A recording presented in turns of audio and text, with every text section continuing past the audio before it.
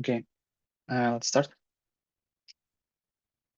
Today I want to speak about like science, and it's kind of strange new topic for me in terms of like this kind of mostly I have talks about science directly, like what is happening there, but this is more like popular science or motivational science.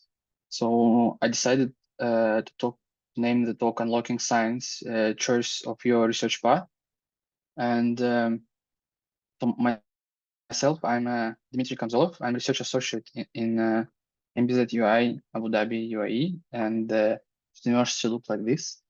This is the entrance of our university. So let's start and move on to the talk.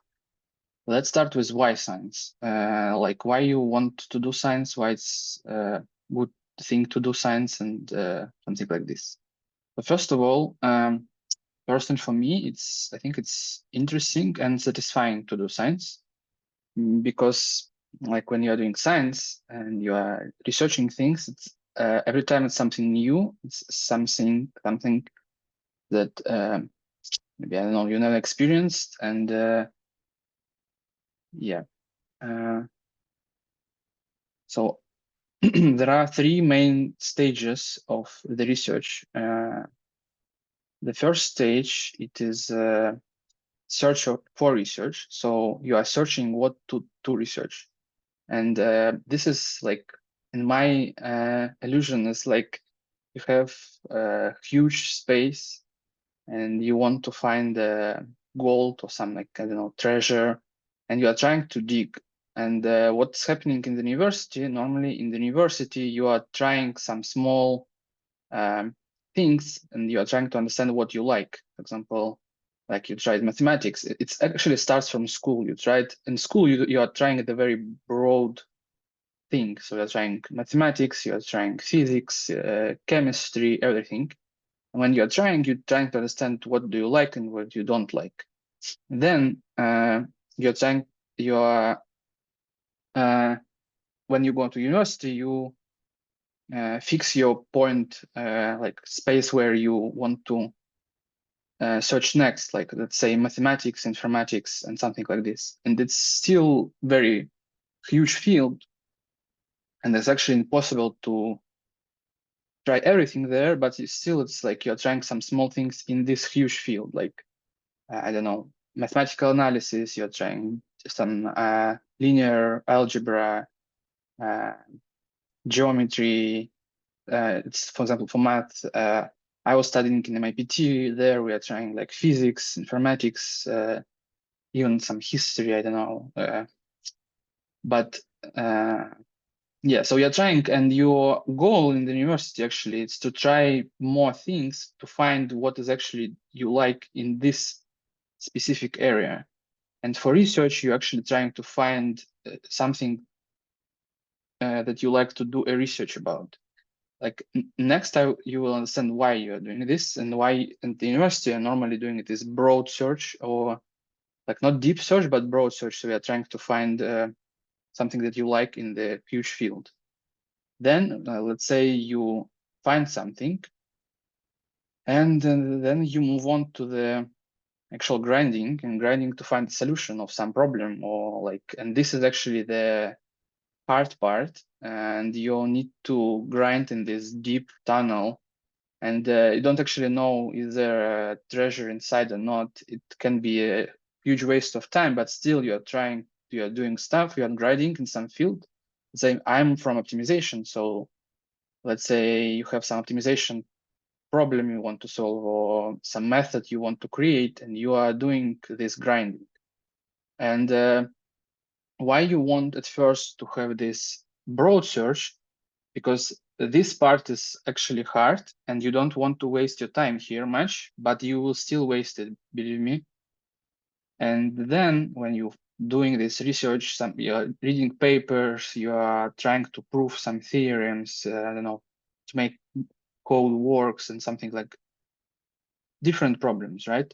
And at some point, you solve the problem and you find the gold, you find the treasure. And this is a very actually cool moment because at that point in research, you make something that never happened before. So it's something very new, and people never, like, in the humanity never done this, and you are the one who did it. And this is crazy from my perspective, and this is very motivating, because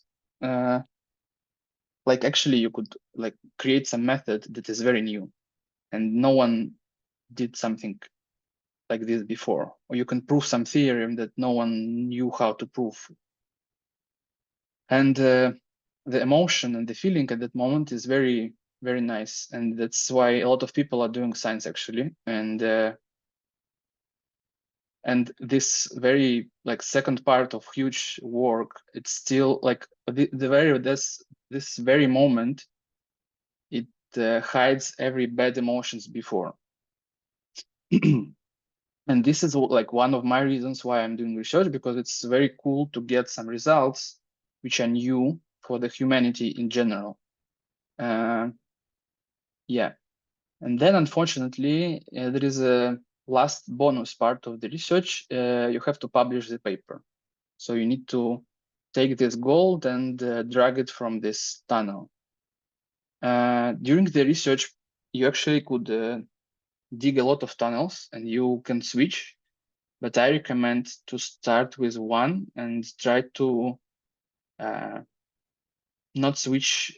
Like, you can switch at the very beginning or at the very end, but not switch in the middle, let's say. Because at the very beginning, you can try, like, a little bit grinding, then you understand that it's not yours, and you switch to something else. And this is totally fine. You don't waste a lot of time. But let's say if you already doing some things, it's actually pretty hard to switch totally in the different field. That's why, for example, it's better to defend your PhD and then switch, or like switch at postdoc or something like this. For example, professors, they actually switch normally every 5 or 10 years. So they're like switching there because they already have a position and they could do it, and it's fun for them to switch. So they're digging this deep levels in different fields. And you also get the connection between these tunnels. So it's so nice to get these connections, yeah, like this. So this, to sum up the first part of, like, why it's interesting to do science and why it's satisfying to do science. The second part, what I like in science, it's freedom. So compared to industry, like, normally in our field, we compare industry and academia. So, like, science in industry, not actually, like science in academia, and some projects in science. The main difference for me, it's freedom, because in academia, you're free to do whatever you want. So compared to this in science, or like for projects in industry, normally you do what a company wants you to do. Look, let's say you are some researcher in Facebook, in Meta, and some people from OpenAI made a GPT, and your big boss say, like, you need to do our GPT. So, like, and for example, you don't want to do it, but they force you to do it. This is part of not freedom in the companies and huge this industry part. Actually, in industry, you could have also, like, some freedom, but not complete freedom as in academia. What you are free to do? First of all, and the main one, you are free to choose a topic of the research. So you can do whatever you want. Let's say you want to do optimization, you want to do GPT and LLMs, you want to do, computer vision and any other stuff. You can choose specific topic inside, and normally no one really cares what you are doing. So every problem is valid, and if you think it's valid problem, you can do it. And there are a lot of examples why it works. For example, like years before, right, people were not doing neural networks because it was hard, but some people were starting to do it. And despite them being practical, they made a theory for neural networks. And because of that, at this century, people could actually make the working neural networks, and they made the computer vision problem, like ImageNet, and then other networks, and this huge AI hype now, it's mostly because of some people who are like free to do things that they believed would work, but other people, they don't believe in them. And that's a part of this freedom that you could exploit in the industry, like in academia. In industry, sometimes it's not like this. So you cannot exploit this freedom of the topic, freedom of the research field, and something like this. Now move on to the next freedom. It's freedom to choose a team or who to work with. So you're actually free to choose your advisor. You are free to choose people inside of the group who you want to work or who you don't want to work. And like normally in science, can have one project with one person, second project with second person. You can switch them up, and like this, you can collaborate with different people. Did you see the slides now? Is everything okay? Like now, this should be a coach or like the person, kind of football team. Let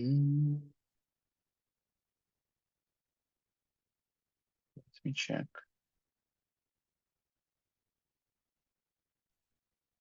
Now, have you seen previous slides? Well, let me start from like just show the slides from the beginning, just to be clear. Okay. So sorry. Why science? Because it's interesting and satisfying. And this is the slide for this part. Then we move on to the 3 stages of the research. Search for research, where you're trying to find the topic that you want, like you're grinding in the huge field. Then you move on to the finding of the solution, where you're grinding in the tunnel, so it looks like this. And this is a hard work part where it's very hard for you to grind. It takes a lot of time, and you are trying to solve this. And this is how you solve the problem. You find this gold and your solution of the problem. So it's nice, and there's very nice feeling about this one. And then you need to move this gold to the outside, to the public, and solve it. That's why it's publishing the paper. So you need to solve your result. And this is actually like this bonus stage. It's also pretty hard to do and takes a lot of time. And unfortunately, this is happening after you find gold. So like this is one of the minuses, kinda.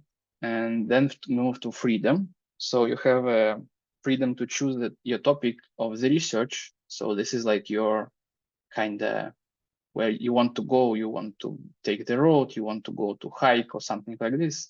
So it's everything up to you. And now we reach the team. So this is your like team. So you can choose whatever people you want to work with, and so it's totally up to you, like the part of the choosing of a professor, of the team inside of the professor. You can collaborate with different people, like with different countries, universities. So it's like very free field to work with people, and you are the one who choosing most of the time what to work with. And you can find friends like this, and this is very nice, because normally when you are in the industry, you have your team and you are fixed in the team. If you want to change the team, you need to ask for the transfer, and this could be kind of hard to do. So you are normally you are fixed with the people who you can work, not what you want to work. So let's move on to the third part. You are free in discussions and findings. So this is also nice that you, like, let's say you are talking with your advisor or something like this, or you're talking with your colleagues, and in these discussions, you can actually find some truth, and it's not like who are higher and who are stronger, the one who is right. The one like who get the result, who proved the theorem, let's say, or showed some interesting facts about the method or something, this person is right, and in this discussion you can find some truth and some new results, let's say. And this is also nice because like there is such a story about Kolmogorov, I think, maybe, that he was at first working in history, and then he showed some like idea, and then his advisor said like, I don't think so, and like we have this part, and this your proof is not enough, and you need to have more proofs, like 5 proofs. And then he switched to math, because in math it's enough to have 1 proof, and it's fine to have enough proofs. And you can, like, even if you're a student, you can prove to professor that he is wrong in something because of the like logic and freedom of discussion.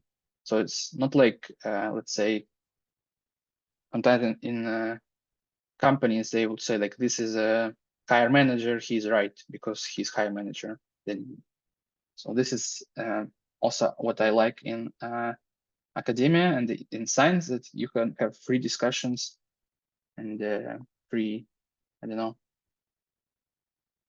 speech with people about some problems and stuff. Now let's move on to like to sum up like what I like in science. It's this grinding to the goal and finding this gold, and this freedom that I can choose whatever I want to do.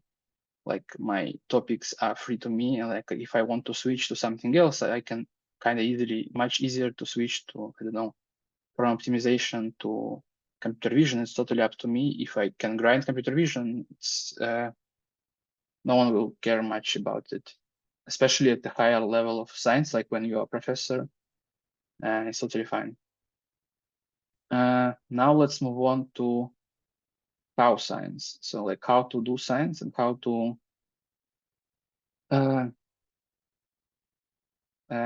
come to science. Like, let's say now you decided that you want to do science, but how? Like, it's a question that some people can ask. And first of all, you need to choose the topic, and you need to choose what you want to work on. And this is actually pretty hard to do. I would talk a little bit about like how you can classify the topic. From my perspective, like from what I experienced in my research career, you can have 2 parts. You can have hot topic and you can have cool topic. Here it's like, as an example, LLMs, it's a hot topic, and this GPT, they're very hot in terms of hype, and people are very interested in them and everything like this. But for and optimization, on the other hand, it's more like cool and stable topic where there is a field, it's already been made. There is no, there is some hype topics inside of optimization, but the whole field is not really that hyped, I would say. And as an example, I also showed GAN here. So like there is in computer vision, there is such a thing as a GAN, like generated adversarial network, something like this. And this was the hot topic, and people were highly like working a lot of on the GANs. And the problem of hot topics that there are 2 or 3 good things and also bad things. Good things about hot topics that they are very hyped. People would like your paper more maybe, and something like this. And you create something new for the very hot topic, so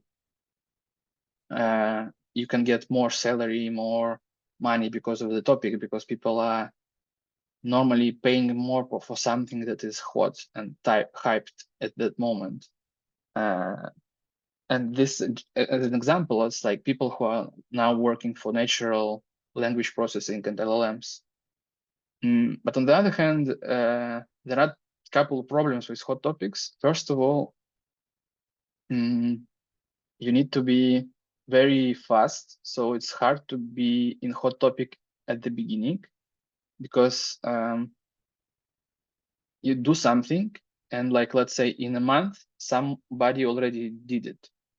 And because of this, normally people are making some cold parts of hot topic. Let's say it could be like for Innopolis, I guess it could be LLMs for Tatar language or something like this. In UAE, where I'm now, it's LLMs for Arabic language, because there are much less people who are working on LLMs for Arabic compared to LLMs in general. So it's much harder to, so like high risk, high reward kind of thing. That is, if you succeeded in this topic, you will get much bigger reward, and if not, you can be outplayed also pretty fast. Another part about the architecture, that it could be outdated at some moment. Like GAN, now they're mostly outdated because people are using diffusions. And as an example in optimization that's connected to GANs, we have this thing, it's called variational inequalities or min-max problems, that were actually like long-standing topic in optimization, but people were at some point that people started using them for GANs. And this was the main motivation for doing research in these min-max problems. But it's interesting is that optimization method in GANs, they're still valid, and this general just mathematical problem that was solved. But GANs, they're already outdated, and people will not use them. Maybe, I don't know, like, as I understand now, people are mostly using stable diffusions for generating images, something like this. So you have to switch fastly from one topic to another when you're doing this hot topic research. So like you have to switch from GANs to diffusion and something like this. In cold and like cool topic, like optimization, it's a little bit better in the terms of you can do something for longer and it will be not outdated because it's more mathematical and stuff like this. But on the other hand, it's not that popular as LLMs. So like, for example, I was at the conference, it's called iClear. So it's like international conference on learning representation, something like this. It was in Vienna, and like 80% of the papers was about LLMs. So like most of the conference was dedicated to LLMs, and that's why like I was not really understanding what's happening there. But some papers were still about optimization. So you're like having this small part of the conference that mostly dedicated for optimization. And normally it works like this, that you have regularly these small groups of people that are working on some parts, and you can join these groups, and they're less in a hurry, and you can make like good results there without so much hurry, let's say. Yeah, so it's like less risk, less reward kind of thing, but still very nice to do. And you still get the benefits from the beginning, like find something new, you propose something new, everything works here as well. Next, we move on to how to choose professor. It's actually this one, it's also one of the crucial things to do. So you need to find a professor.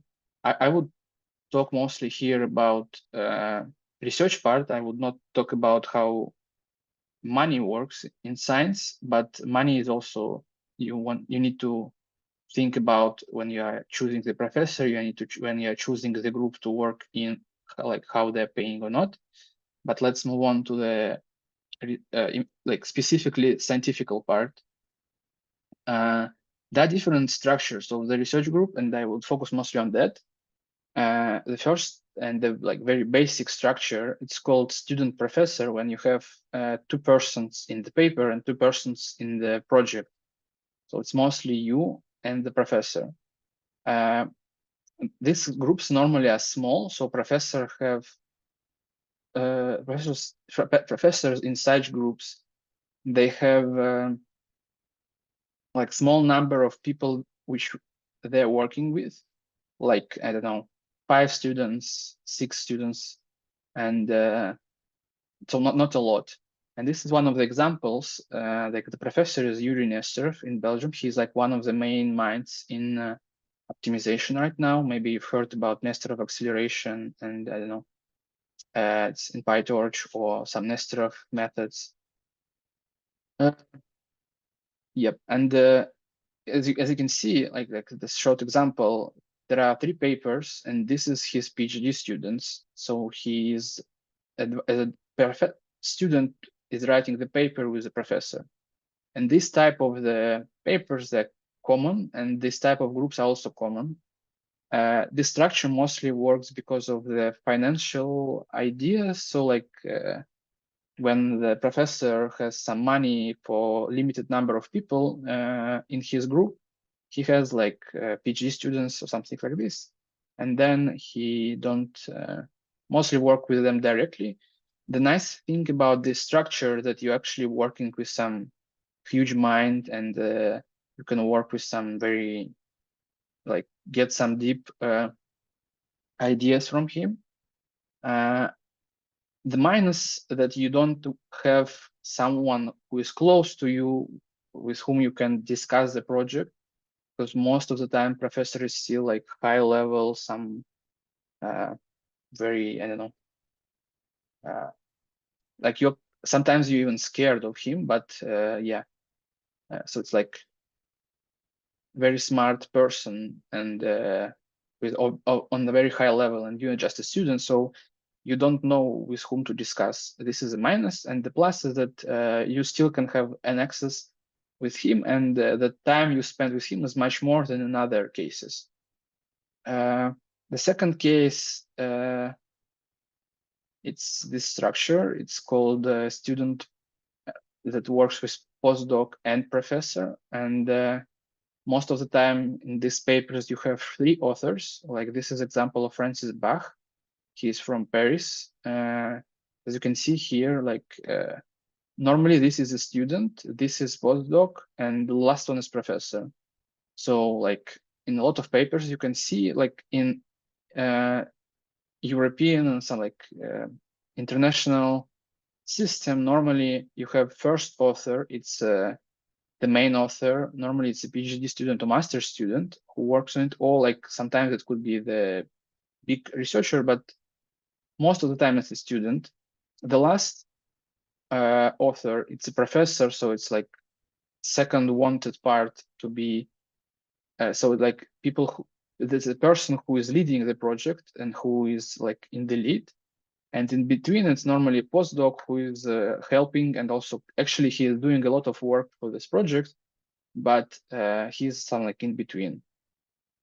The nice things about this structure is that postdocs are normally much closer to you in terms of age and in terms of status. So you like, it's easier for you to communicate with them.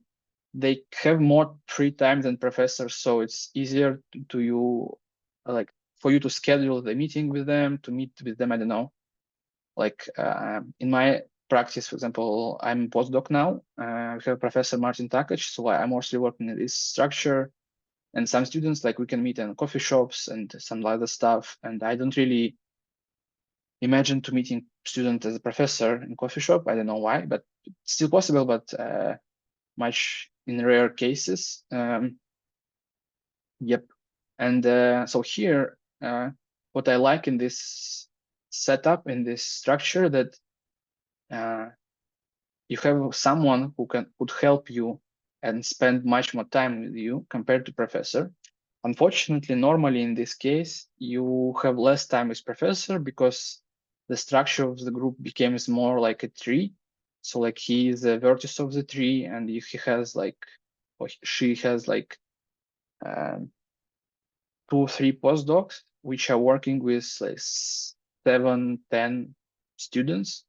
So it's like this tree system. That's why in such groups, professors, they have much more, much less time for the student. So like this is a minus of this group. So normally, like in this, I would believe that this person mostly talked with Adrienne Taylor, not Francis Bach, but rarely talked with Francis Bach. So it's still nice.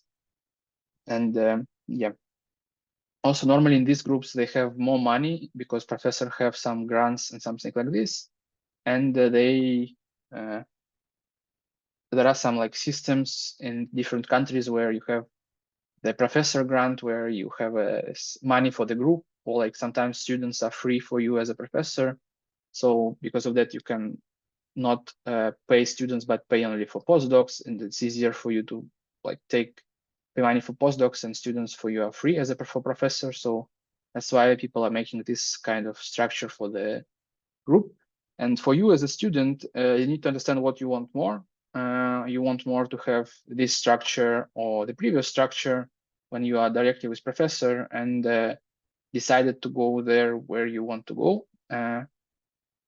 So one more time to repeat, with this kind of group like structure, you will have more time with professor, but you also will have more time alone, because professor is still a busy person. In this type of the research group, you will have less time with the professor, but less time alone, because you have a postdoc who will help you more compared to like previous setup. And when you are trying to understand who you want to work with, you need to check the structure of the lab, the structure of the group, to understand how the system works there, because it's actually pretty crucial to you and to understand what's happening there. Now, how to choose the first project. There are different types of projects, like also different schemes of the project, because I don't talk a lot of now about the topic, but a lot of the structure, let's say. Because topics, people could have different topics, but the structure normally is kind of the same in many fields, and that's why you can decide what to do and what you like more. First, this is so-called, like normally the structure looks like this. You have first author, you have people who support this. There are some people that supports the paper, and professors, so people who are professor of people in first author, like, and support, because they could be different. Let's try.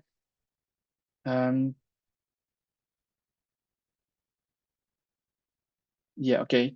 And for that, you like, this is example where I was the first author. This was like my kind of postdoc advisor, and this is Alexander Gasnikov was my advisor. So we have this three authors of the paper, where I was first author, Pavel was mainly support, and Alexander Gasnikov was a professor. And the nice thing that here you are working much more like this is your paper, this is your project, and you are like the main person for the project.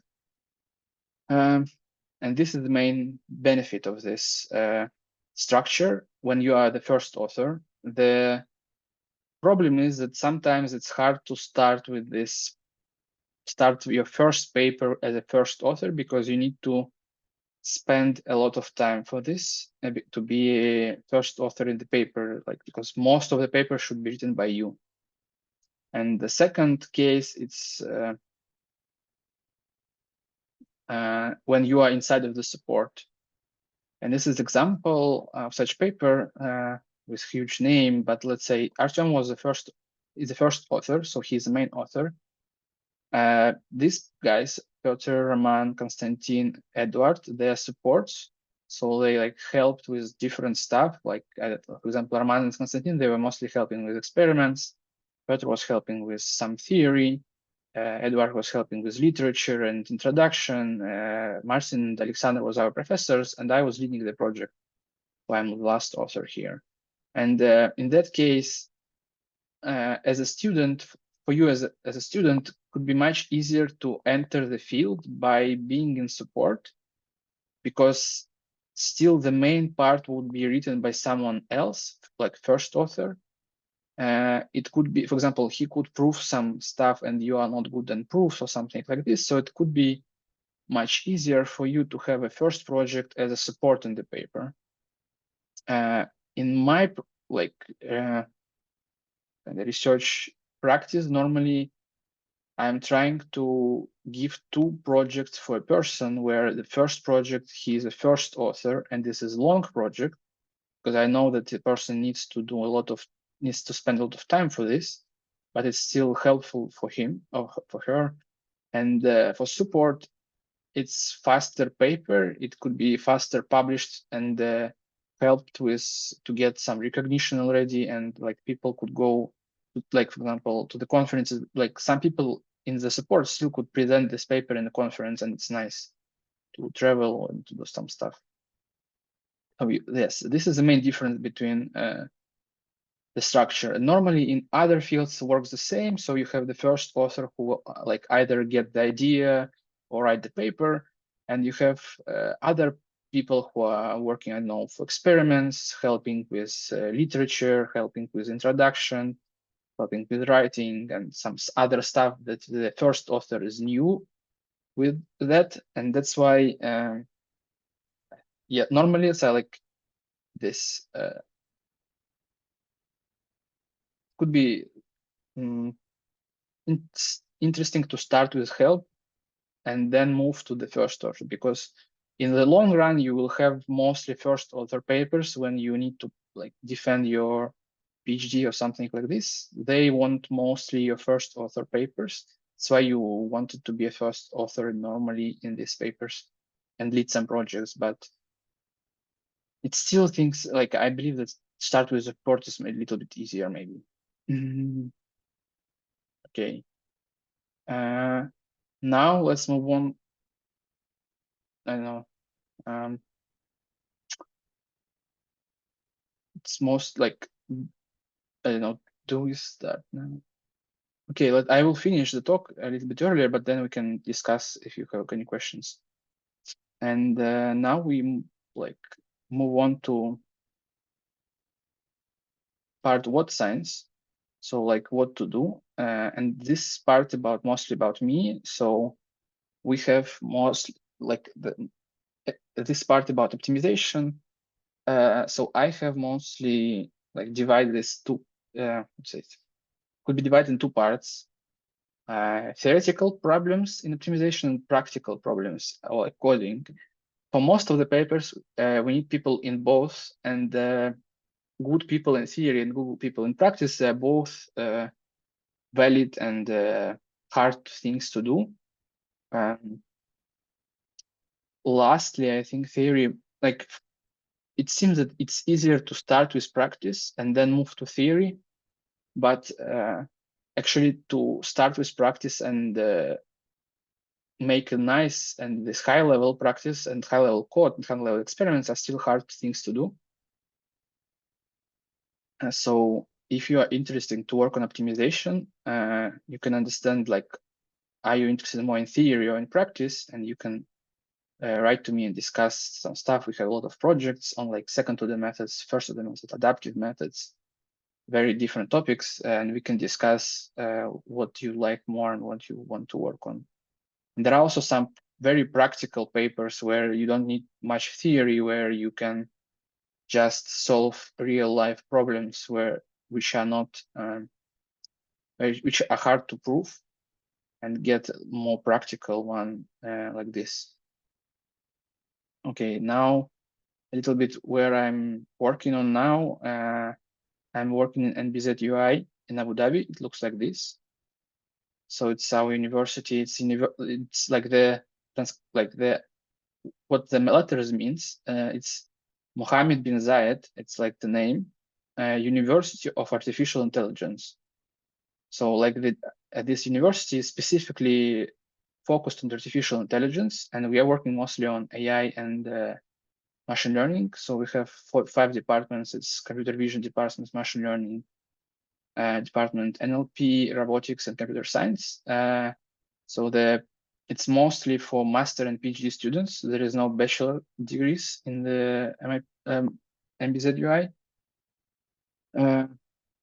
And we have the group optimization and machine learning lab.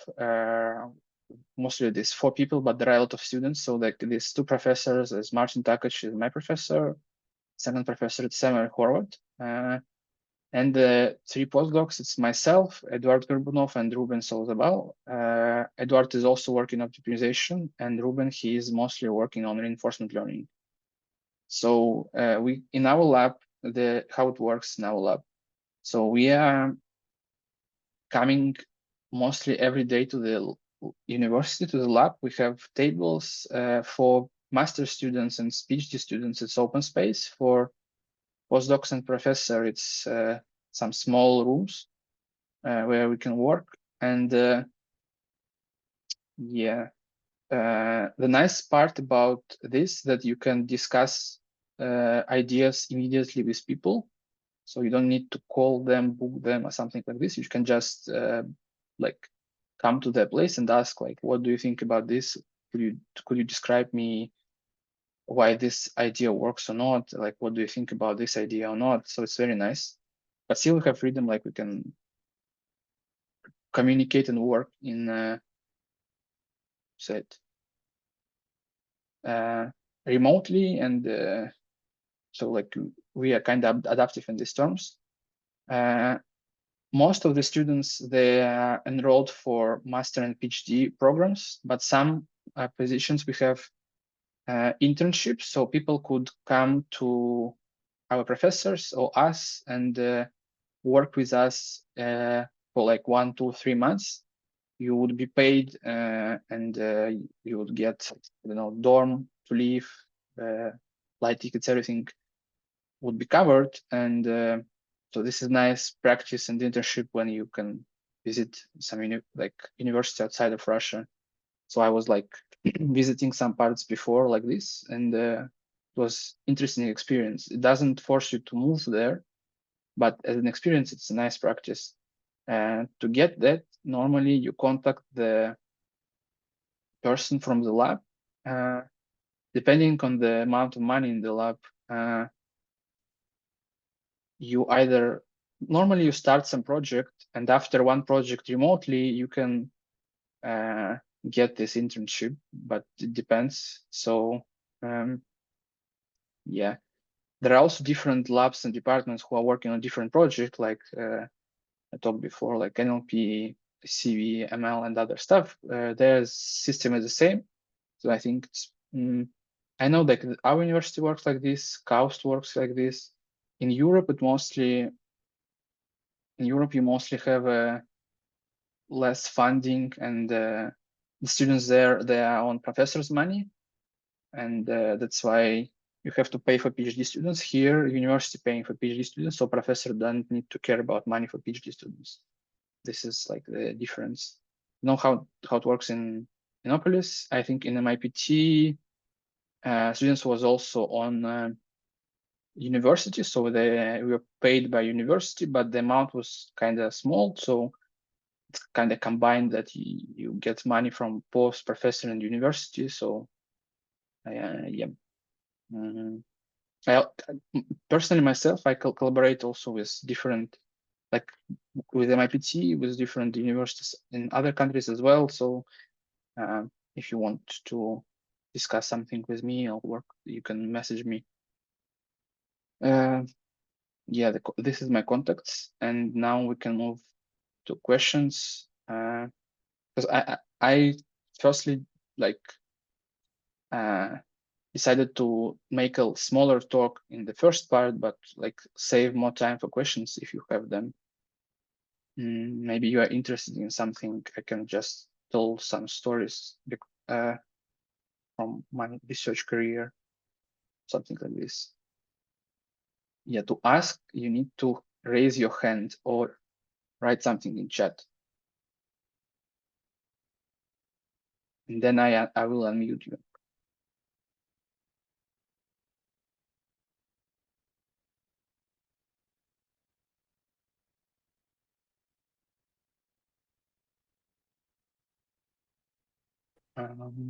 Okay. Hello, can you hear me? Hello, yes.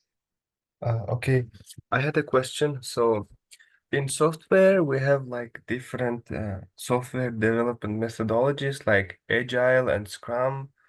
And is there something like this in scientific projects? Um, sometimes yes, sometimes no, because let's move back. So normally you have two types of the research group. First like this, right? And second like this. So it means that when you're working on some paper, you either works like this or like this. I believe like this is more, this is closer to your case when you have a agile structure and something like this, where you can use agile or Scrum, and yeah, and for this kind of structure, it could be used. Sometimes it's working, sometimes it's not. It depends on I believe it depends on the people and the project, because sometimes, let's say your task is to prove some theorem. The issue is this task that who knows how to prove this theorem? It could take you a week, 2 weeks, 4 weeks, 3 months. People don't know, and you are still like it's still taking time. You can normally move to different directions, try different things, and you can discuss it with your like postdoc or professor, but still would be hard for deployment of this, let's say Jira. I like in my personal experience, I tried to do this, but it was not working much. I think in different fields, like not optimization, but maybe in some different fields, or like in some parts of optimization, where mostly connected with code, with some libraries, with some, I don't know, because there are like some machine learning libraries, right? And people are doing them. And I think there, this Jira stuff and Agile, they works very nicely there. And yeah, something like this. And I think I've heard of people who was trying to do this, but I don't really remember the case where it was succeeded in theoretical parts, because the hardest part for agile is this part, because when you are trying to this when you are doing this grind for the solution, you don't really know a lot of like how, like let's say in agile, right? If I'm not mistaken, you need to, when you are managing stuff, you need to add some points for how hard the task is. But how do you define this? Because it's hard, like even for one paper, you can say like you need to read one paper. And if you need to read one paper carefully, like this proofread, it could takes different time for different people, and it's hard to understand this task. Most of the time, we're like maybe some basic things, like when you just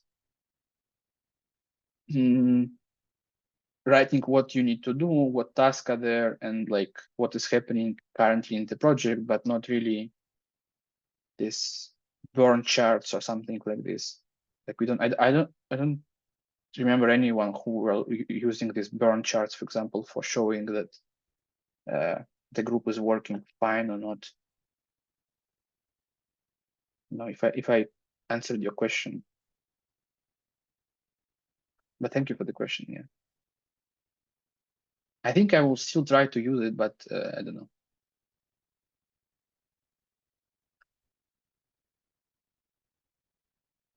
Other questions?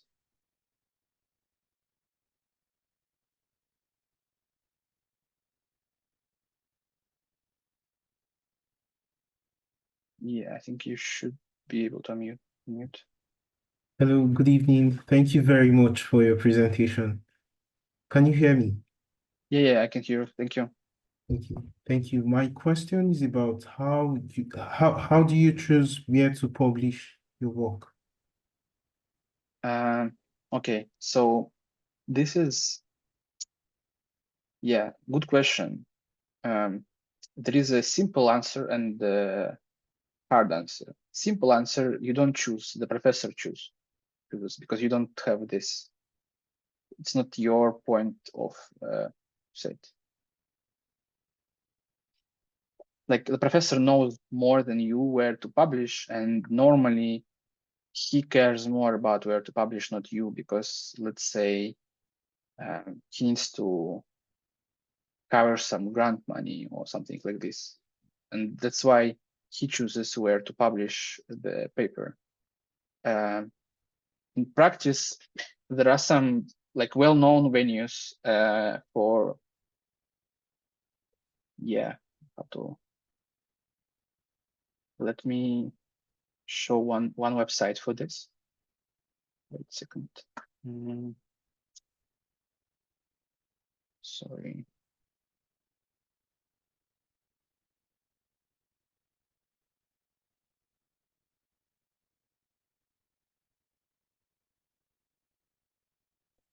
Yeah, this is kind of forbidden knowledge. It's only few people knows about this one. Actually, I think a lot, but still. So there are two types of venues, right? First is journals, second one is conferences. This is about journals. For journals, you have this website. It's called, I called it Schema Godger, but I don't know. SCIMA Go Journal. I don't know. Schema Go Journal. Yeah. Here you can enter the name of the journal, right? Let's say mathematical programming. So this is the top one journal in optimization. You're trying to find it, and you open it, and it gives you information about the journal. Here you can see,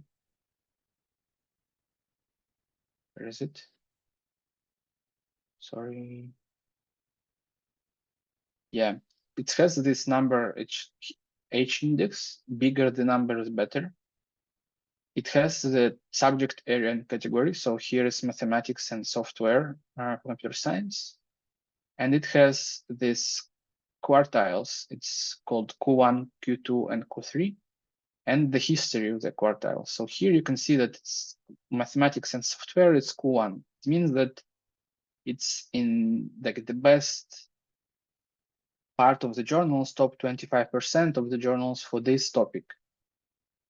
Another example, let's say optimization methods and software.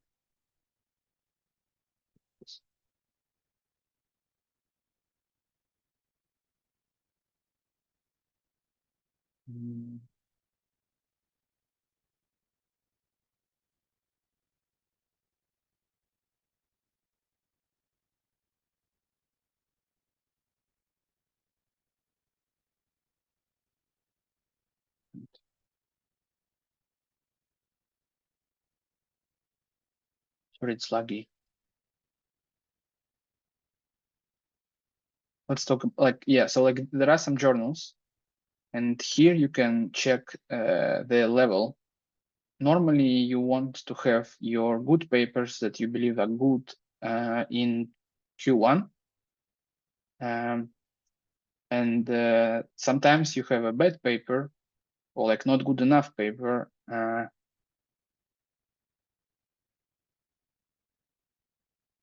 And then you can use them for Q2, for example, or Q3. Q3 normally don't go to Q3. Better just to have Q2. And yeah, like this is optimization letters. Here you can see control and optimization. And like the same thing you can check for your topic. Like let's say if you have some software, you can check journals for software. Here, they also give you similar journals, so you can check them, which you may like more and less. There are some data about the journal, and it seems that it's, so it's Q2 here for business and management and control and optimization. can also see that at some point it was Q1. So like it's a little bit tricky because of that. So it's like on the boundary, because like I don't know, remember that, but like I know people which were publishing here when it was Q1. Now it's Q2. So like now I don't know, do we publish here or not? It's tricky. So mostly was be decided by the professor. And we can, yeah. So this is for journals. For conferences, it's kind of easier. You have in AI, you have couple main conferences. It's like NeurIPS, ICML, iClear, you know, Colt, some other conferences, and you just check them and apply to them. And yeah, and you can also like find in this website here, you can see that this rating for different journals, and you can check like for robotics, I don't know, control and optimization, and you can choose a journal from here. The minuses from journal that it's longer to be accepted. The plus is that it's easier to be accepted for journal compared to conference. In conferences, most of the time, the reviewer bias is much bigger, so you can get bad and good reviews for the paper, and it could be very random process for you. So you need to like resubmit it multiple times, and at some point you could be successful. But in journals, because the process is normally like 3 months for the conference to be reviewed, and like 1 or 2 years for the journal. That's why people, a lot of the time, they're choosing conferences over journals. Yeah, and so it works like this.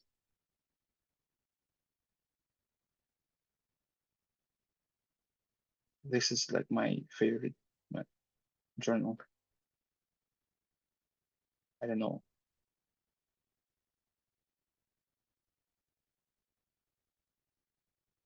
Okay, and now we can, I think, move on to see it's like how in different topics, different. There are also this is Scopus, the same. It's possible to find it for the Web of Science, but this mostly about the grant stuff. Okay, let's move back to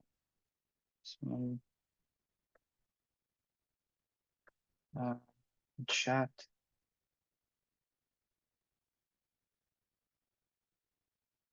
Okay, elaborate on robotics projects. We have a department. It's very young in our university. We have like, let's say, just like this is just starting. So we have maybe 15 professors for computer vision, but around 2 people for robotics. But yeah, so it's like this. But I think it will start nicely. I don't really know what's happening in robotics, to be precise. So maybe I'm a bad person to answer about it. What I know about robotics is that they could use reinforcement learning, and there we can use optimization for reinforcement learning, and that's all I think.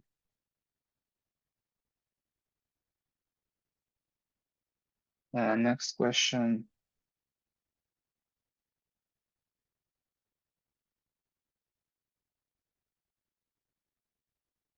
How would you recommend to approach career in science for someone whose main goal is to solve one clearly defined global problem, specifically in case when the problem is well understood and clearly defined, but the idea of the solution is vague and mostly unknown? Okay, for this one, I think that how it should work, it's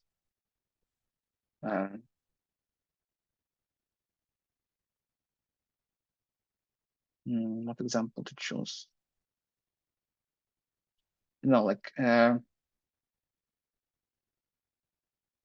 is ideal goal and there is reality, and they are kind of different. In the reality, there are some problems that you need to solve, and there are some abstractions, I don't know, that are ruining your direct path to this goal of solving global problem. That's why it's not easy to do this, and depends on the problem. Sometimes maybe it's easier, sometimes not. Most of the time, you still have the reality where you have, I don't know, university when studying, and you have the professors there that you can work with, or if you are more have dreams about this goal and you are really aim to pursue it, then you can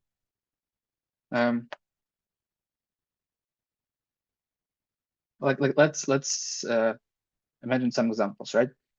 I don't know how to analyze it. Let's say you want to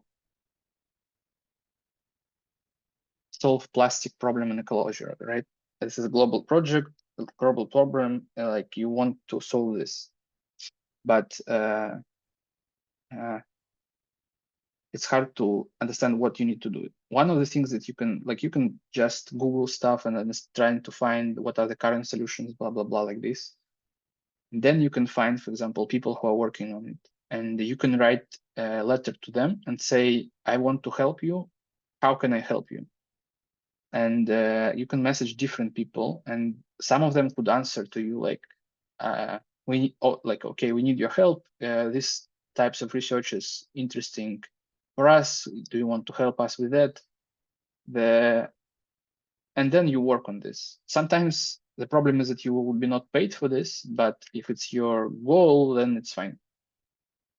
If your dream, it's fine. After some time, you will be paid for this. For example, like there are some people who are working on research on how to create some chemicals to destroy plastic, I think, if I'm not mistaken, but like they creating some chemicals, natural chemicals that destruct plastic, and then it will, if you can get it cheap, then the problem with plastic could be kind of solved, and it will be much easier for us as a humanity. Another problem, let's say CO2 emission, right? There are a lot of CO2 in the world, and there you can try to catch it by some catching technology, and you can try to research this technology, and actually it could be really tricky what field you need to know to do this, because it could be even optimization, because you need to optimize some processes to make this process cheaper and more economically stable, so people would pay more money for this, or like be ready to get some money to this systems. Or like, for example, another example with some I know some people who are working on electricity, and they are interested in this ecology in electricity to have this pure energy and stuff. And there are also different problems there. Like if you go deep there, you will understand that very specifically for our region when I'm living in UAE, we have a lot of sun panels. So like it's sun catching panels where you have electricity from sun. The main issue with them, it's sand on them. So you need to clean them every day or every couple of days. Otherwise, they will be not as efficient as they could be. And for that, you need a solution. And this is like kind of, it could be a research for you how to clean the solar panels. And people are making some wind systems that are analyzing how much sand is on these things, and they are using the power from the grid or from the sun to blow this air to this automatically to the solar panels. So this could be like one of the examples. So like it's very non-trivial how to reach this main goal and to solve like this global problem, because normally you have the very core of the global problem and a lot of small problems around it that still need to be solved first to solve this global problem. And I think most of the time you're trying to understand this and to focus on these small problems because it's more easier, I know, it's easier for you as a student to solve them. Yeah, I don't know if I answered your question or not. If you want, I also could unmute you.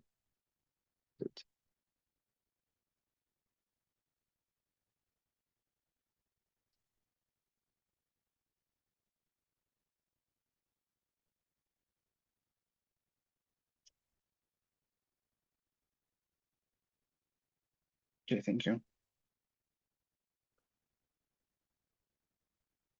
Any more questions?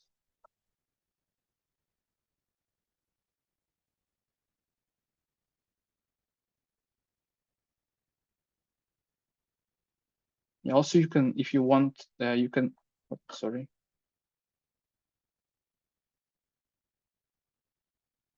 You could message me to the one of the emails and I can share it with you after maybe Telegram or something, and we can have a call if you want to discuss stuff. But yeah, I'm open to anything to collaborate on. It's also maybe easier for you because now you have more people who work on optimization in your university.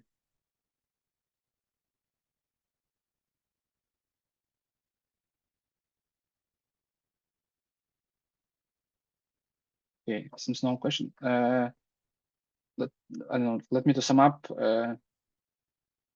Two signs. It's funny. It's interesting. I really, sorry. I really wish you to try it at least in university because you still, I think, have to do some stuff like this, even more, even because of the studying process, like to defend your diploma. But this part is very, very cool when you prove something or you get something that is even small problem. Like sometimes it's small, but still very satisfying to get. Like when you cannot prove some theorem for a week or for a month, but at some point you find how to prove it. This is very nice. And try to do some science, try to do optimization. Everything is good. Yeah, thank you very much.